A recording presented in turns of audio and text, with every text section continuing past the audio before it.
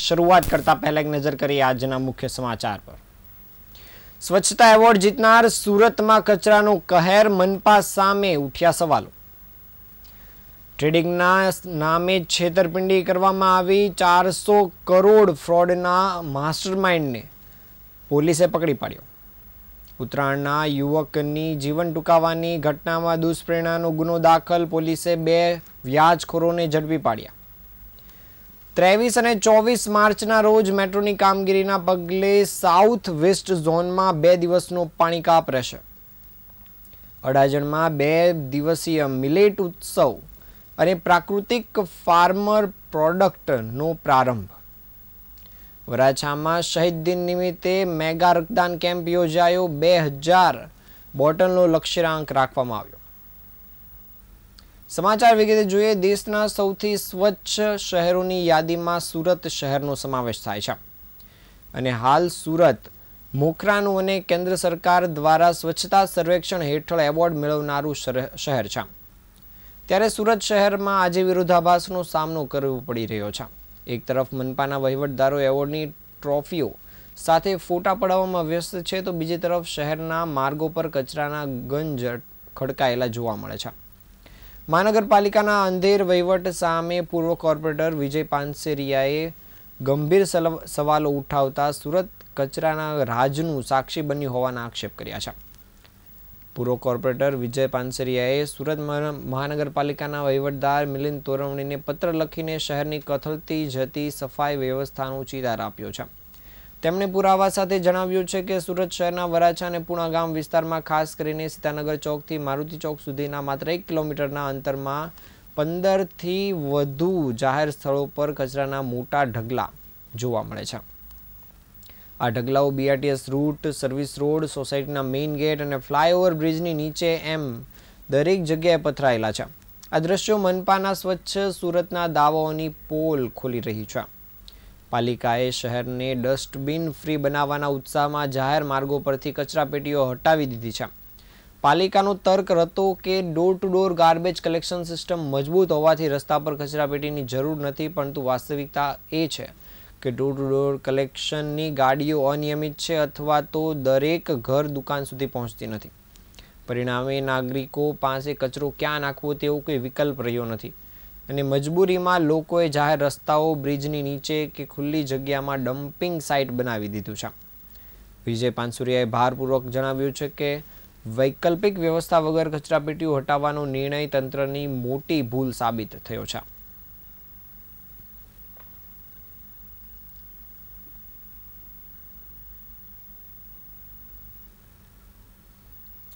Surat cyber crime સેલે વડોદરાથી સોમપુરી કિશનપુરી ગોસ્વામી નામના શખ્સની ધરપકડ કરી છે। આરોપીએ ફરિયાદીને ફોરેક્સ ટ્રેડિંગમાં રોકાણ કરવાથી દર મહિને 5 થી 6% પ્રોફિટ મેળવવાની લાલચ આપી હતી। તપાસમાં બહાર આવ્યું હતું કે આરોપીએ botlfa.me નામની વેબસાઇટ પર એકાઉન્ટ બનાવી ફરિયાદી પાસેથી ટુકડે 56,92,000 રૂપિયા પડાવ્યા હતા।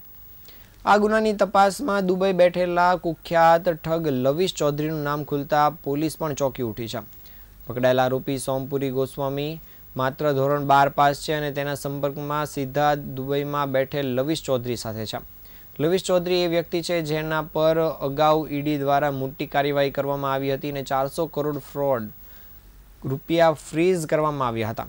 સોમપુરી રાજસ્થાનમાં એક કબડ્ડી ટુર્નામેન્ટ દરમિયાન લવિશના સંપર્કમાં આવ્યો હતો અને ત્યાર પછી તે લવિશના ઇશારે ભારતમાં નેટવર્ક ચલાવી ફોરેક્સ અને ક્રિપ્ટો ટ્રેડિંગના નામે લોકો સાથે કરોડોની છેતરપિંડી આચરતો આવ્યો છે। ડીસીપી બિશાખા જૈન દ્વારા આપવામાં આવેલી માહિતી મુજબ આરોપી સોમપુરી રોકાણને માત્ર નફાથી જ નહીં પણ વધારાના ગિફ્ટ તરીકે TLC કોઈન નામ આપવાની લાલચ આપતો હતો। તેણે ફરિયાદીને વિશ્વાસમાં લીધા હતા કે આ કોઈનના 2% દર મહિને રોકડમાં ઉપાડી શકાશે અને આ આખી સિસ્ટમમાં સોમપુરીને રોકાણકારોના નફા પર 10% જેટલું તગડું કમિશન મળતું હતું। પોલીસના જણાવ્યા અનુસાર સોમપુરીને દર મહિને 1.5 લાખ રૂપિયા જેટલું કમિશન આ ઠગાઈના નેટવર્કમાંથી મળતું હતું, જે તેને લવિશ ચૌધરીના માધ્યમથી પ્રાપ્ત થતું હતું। હાલ પોલીસે આરોપીની ધરપકડ કરવાની સાથે આ નેટવર્કમાં કેટલા લોકો વધુ સક્રિય છે તેને લઈને પણ તપાસ કામગીરી શરૂ કરાઈ છે।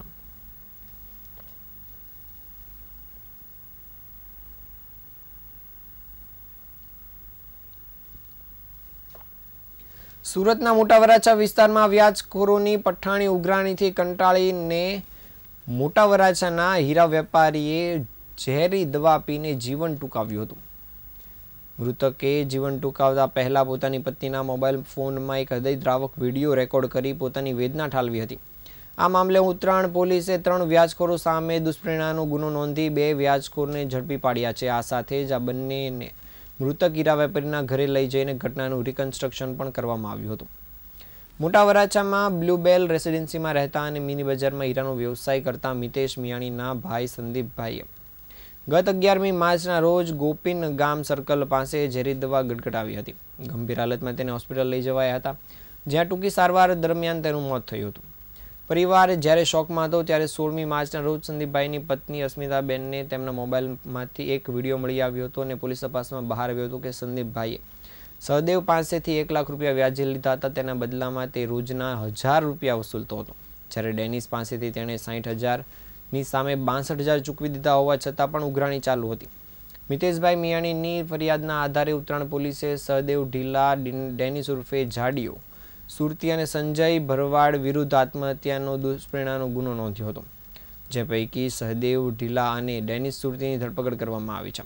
પોલીસે તેમના રિમાન્ડ માંગતા હાલ આરોપીઓ રિમાન્ડ હેઠળ છે. બંને વ્યાજખોરોને મૃતકની સોસાયટીમાં લઈ જઈ રિકન્સ્ટ્રક્શન પણ કરવામાં આવ્યું હતું અને આગળની તપાસ કામગીરી પોલીસ દ્વારા શરૂ કરાઈ છે.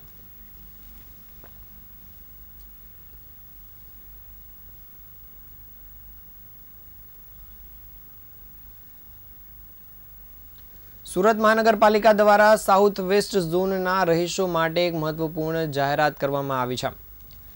GMRCL દ્વારા કરવામાં આવી રહેલ મેટ્રો રેલની કામગીરીના આગામી તારીખ 23 અને 24 માર્ચના રોજ શહેરના અનેક વિસ્તારમાં પાણી પુરવઠો બંધ રહેશે. 1200 મિલીમીટર વ્યાસની મુખ્ય લાઇનના શિફ્ટિંગની કામગીરીના કારણે પાલિકાએ આ પાણી કાપ જાહેર કર્યો છે. અલથાણ જળ વિતરણ મથક પાસે VIP રોડ સ્ટેશનથી કામગીરી ચાલી રહી છે. આ કામગીરીમાં નડતરરૂપ બનતી અલથાણ જળ વિતરણ મથકની 1200 મિલીમીટર વ્યાસની કોમન હેડર નલિકા શિફ્ટિંગ કાર્યનું કાર્ય હાથ ધરવામાં આવ્યું છે. આ સમારકામની કામગીરી 23 માર્ચના રોજ સવારથી શરૂ થશે, જે મોડી રાત સુધી ચાલશે. આ દરમિયાન અલથાણ જળ વિતરણ મથકની અંડરગ્રાઉન્ડ ટાંકી ભરી શકાય તેમ ન હોવાથી સાઉથ વેસ્ટ ઝોનના વિસ્તારમાં પાણી પુરવઠો આપી શકાશે નહીં. પાલિકા દ્વારા જાહેર કરેલા શેડ્યુલ મુજબ 23 માર્ચને સોમવારે અલથાણ અને ભીમરાડ જળ વિતરણ મથક હેઠળ આવેલા વિસ્તારમાં સાંજે 3 થી 6 કલાક દરમિયાન સપ્લાય બંધ રહેશે, જ્યારે 24 તારીખના રોજ જળ વિતરણ મથક મુજબ આવેલા વિસ્તારમાં 5 થી 8 કલાક દરમિયાન પાણી આપવામાં આવશે નહીં, જેમાં અલથાણ, ગામતળ, New City Light road, Bhatthar road, Gokulnagar સહિતના વિસ્તારનો સમાવેશ થાય છે.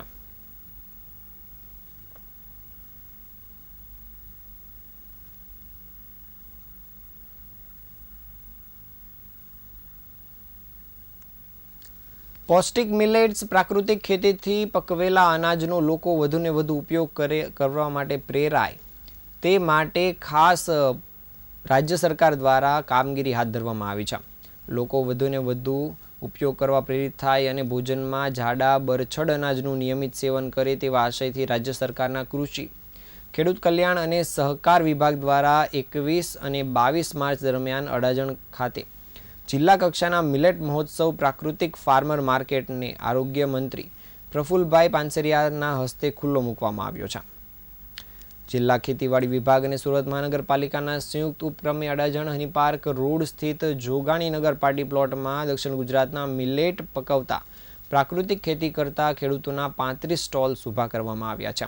મુલાકાતીઓ માટે પ્રદર્શન, લાઈવ ડેમોન્સ્ટ્રેશન તેમજ મિલેટ્સ વાનગીઓ માણવા માટે 15 લાઈવ ફાસ્ટ ફૂડ સ્ટોલ પણ છે. આ પ્રસંગે આરોગ્ય રાજ્યમંત્રીએ જણાવ્યું હતું કે રાસાયણિક ખાતર મુક્ત પ્રાકૃતિક ખેતી દ્વારા તૈયાર થયેલું ધાન્ય જ જનજીવનને શારીરિક અને માનસિક તંદુરસ્તી પૂરી પાડે છે. નાના ખેડૂતો માટે મિલેટ્સની ખેતી આશીર્વાદરૂપ છે અને સાથે સાથે સ્વાસ્થ્ય માટે પણ મિલેટ્સ ગુણકારી છે. આ પ્રસંગે સાંસદ મુકેશભાઈ દલાલ, ધારાસભ્ય પ્રવીણભાઈ ઘોઘારી, કાંતિભાઈ બલર, શહેર સંગઠન અધ્યક્ષ પરેશભાઈ પટેલ, જિલ્લા વિકાસ અધિકારી શિવાની ગોયલ, સંયુક્ત ખેતી નિયામક કેવી પટેલ, જિલ્લા ખેતીવાડી અધિકારી સતીશ ગામિત સહિતના મહાનુભાવો ઉપસ્થિત રહ્યા હતા.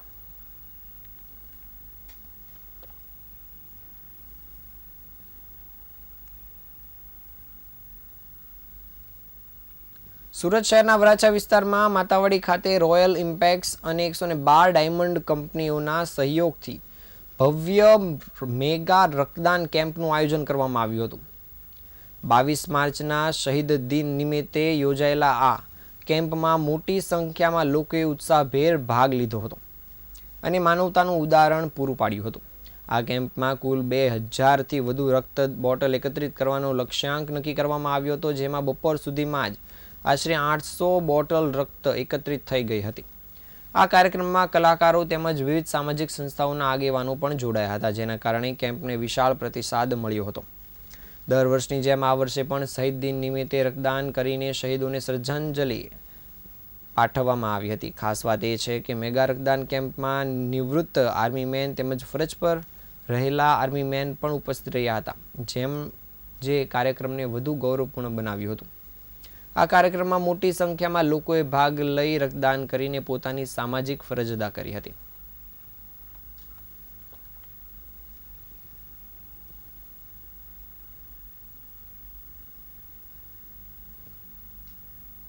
અને અમારી 127 ટીમ મળીને આર્મી વાળા સાહેબનું ખૂબ ખૂબ સન્માન કરું છું, સ્વાગત કરું છું.